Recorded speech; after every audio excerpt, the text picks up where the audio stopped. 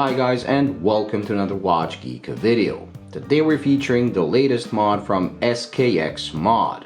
I've featured them on my channel several times already, but this time they really outdid themselves. What they did is create a modding kit from one of the most iconic modern Casios, the Casiaok, and turn it into one of the most iconic Seikos, the Tuna. And they really did a very extensive job.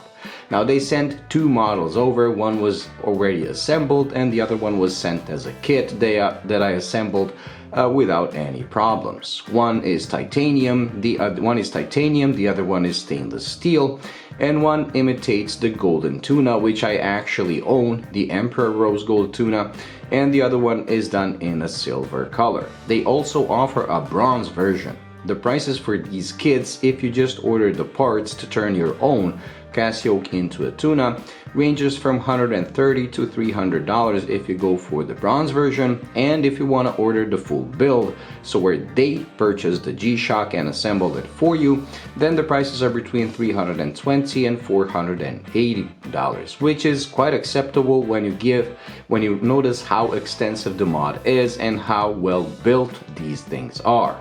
They didn't just create a visual representation of the tuna, they actually copied the construction of the Seiko Tuna, so these actually retain 1000 meters of water resistance that SKXMOD actually tests to verify, and they're done the same way as the Tuna using a monoblock case, and the cases themselves are massive.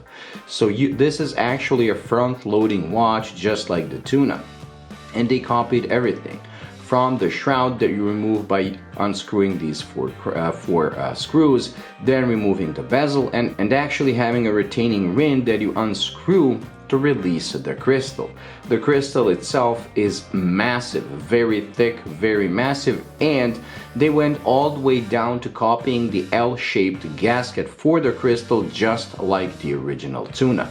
The result is that they actually made it look exactly like the Tuna, and it even has the same dimensions as the Tuna. The difference is like a fraction of a millimeter. Where the difference does lay is in the way these things wear. Because the Tuna has a smaller dial, smaller markers and bezel, and the shroud has more of an angle, this actually wears bigger because it comes with a bigger dial, bigger bezel, bigger markers, and the shroud is more vertical. One other thing that kind of is different to the Tuna is this Tuna, the Emperor Tuna, is mechanical, so it's massive in weight, but still it's just like 160 grams, which is a lot for a watch on a strap. But this thing, if you go for the stainless steel version, goes to 218 grams, which kind of explains why they used this oversized, almost Invicta looking buckle and keeper that is like a millimeter thick piece of steel to balance the watch out. So even though I love the look of this one, because as you can see I do own the Emperor Rose Gold Tuna because I think it's the most beautiful, I actually prefer this version. This is the titanium version, and that drops the weight to 150 grams just like the Tuna. It's still a massive watch, but it's a much more manageable on wrist compared to this all steel version. I can only imagine how heavy the bronze version is, but with the bronze version you actually get to choose whether you want the titanium case or a stainless steel case, and then the shroud and bezel are done with bronze. So if I wanted to do a bronze conversion, I would go for titanium and bronze instead of stainless steel and bronze, because that would be just too heavy. When it comes to the watches themselves, you get to choose whether you want to modify your 2100 or your GAB 2100 with Bluetooth and solar power. They offer the different kits for all those models, and you can combine whichever one you want. I love the fact they didn't go for the fake crown like they did on their AP Royal Oak Casiaok mod, so you actually have functioning buttons, and because they're oversized, this is actually easier to use than the regular GA 2100, which is an improvement. The one thing that kinda is lost in this conversion is any kind of sound. Because of the size of the case, they did retain a speaker and the sound does work, but it's so low and so quiet that you really cannot use it for any kind of function. I mean, you will hear it, but it's very, very muted because of the size of this case. And when I put the photos of this case or video or clips of this case without the movement inside, you will understand why. It's simply way, way too massive. But the lack of sound is, quite frankly, a small price to pay to have one of these monsters strapped to your wrist. Now, I love how they created these 3D markers and this deep dial look just like the original Tuna. And this one with its white surrounds actually reminds me of the Kinetic Tuna and its style of markers. Overall, I do love it. The bezel action is also quite good. It's not as soft and smooth as the one on the original Tuna.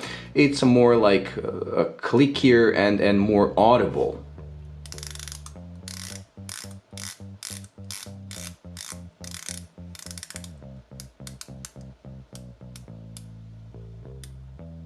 But still quite precise. It's very easy to grip and the resistance is just right.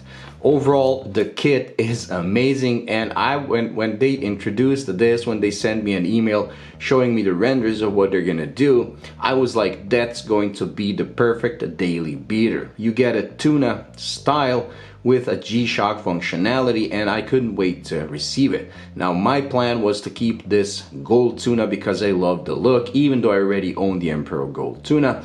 But upon receiving it, like I said, at 218 grams, this is a noticeable. I mean, both can be only worn during summer because this is not gonna clear any cuffs. But this one with 218 grams for my small 6.5-inch wrist simply becomes a weight that you cannot unfeel. Like, you can always feel it, it always drags you down. So actually, I prefer the titanium version. It's more wearable, but again, it's still going to be just a summer watch. But I was genuinely surprised at the quality of the kit, and I can understand now why it costs as much. In fact, I don't think it costs enough compared to how well these things are built. So if you want to transfer your or transform your Casiaok, the GA2100 or the GAB2100 into a Tuna lookalike, check out the SKXMOD. Trust me, you're gonna love it. If you go for the kit and assemble it yourself, the price is actually more than okay. And if you don't have a G-Shock but you can get one cheap, just put everything on paper and see if the difference of you doing the labor is enough or not. Just order one from SKXMOD, and this one that they assembled, everything lines up, everything is perfectly done, there are no dust particles, nothing. And even this one that I assembled, because of the way they designed it, the hour markers and the chaptering have their notches where they sit in, so everything is always perfectly lined up. The only thing that you can mess up is gluing the bezel insert into the bezel. It looks like I did a pretty decent job, but that's the only thing where you can actually mess up. Everything else is gonna be perfectly lined up. Love the thing. I love the fact that in the kit you get absolutely everything that you might need, from screwdrivers to pliers, everything that's necessary to convert your 2100 into one of these monstrosities. And I absolutely love the kit. It's so much fun. And then there's the lume. The lume on the gold one uses a green colored lume, while on this one it uses the blue colored lume.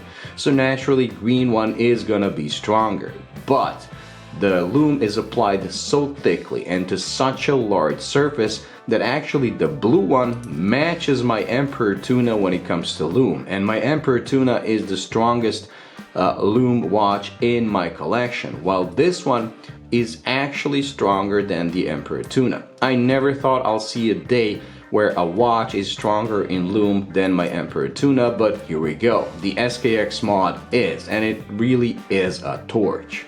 So thank you for SKXMOD for making these, for sending a couple of kits to me, and do check them out. Thank you for watching. I hope you enjoyed. If you did, please like and subscribe, and I'll see you in the next one.